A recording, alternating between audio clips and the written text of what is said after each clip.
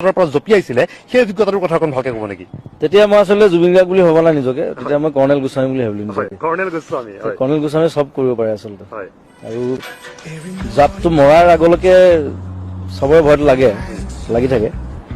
আৰু এখন খালী ফ্লাইট এখন, তাত চকীও নাই, মাটিত বহি যাব লাগে। আৰু গাইডজন থাকে লগত, পেৰাচুট। আৰু 18,000 ফুটটো যথেষ্ট উচ্চতা, বহুত বেছি। জাপ মৰাৰ পিছত আগত 2 মিনিট পেৰাচুট নুখোলে, 2 মিনিট ফ্ৰী ফল দিয়ে। সেইটো আটাইতকৈ মানে ভাবিবলগীয়া কথা।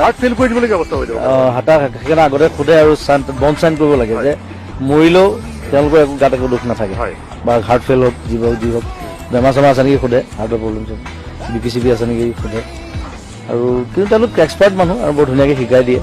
প্ৰথমতে ভিডিঅ' চিডিঅ' দেখুৱাই যে আমি এনেকৈ যাম, এনেকৈ কৰিম। আৰু মোৰ লগত যিজন গাইড আছিলে তেওঁ বৰ বঢ়িয়া জমনি মানুহ, ল'ৰা এটা KC বুলি, মোৰ নিচিনাই, বেছি শকত নহয়। আৰু আমি দুটাই একেলগে জাপ মাৰিছোঁ। লাষ্টত এবাৰ খালি মোক সুধিছে কেন ইউ গ', য়েছ লেটছ জাম্প, ডাইৰেক্ট জাপ মাৰি দিছোঁ। তাৰপিছত 2 মিনিট সময় মই একো গম পোৱা নাই, আৰু অকল ওপৰৰ পৰা পৰি আছোঁ। আৰু যথেষ্ট স্পীডত পৰে ওপৰৰ পৰা, যেতিয়া পৰে। তাৰপিছত 2 মিনিট যোৱাৰ পিছতহে পেৰাচুটটো খুলিছে। তেতিয়া পেৰাচুট খোলাৰ পিছত আৰু ফ্ৰী হৈ যায় গোটেই কথাটো। কিন্তু সেই 2 মিনিট যেতিয়া পৰে ওপৰৰ পৰা,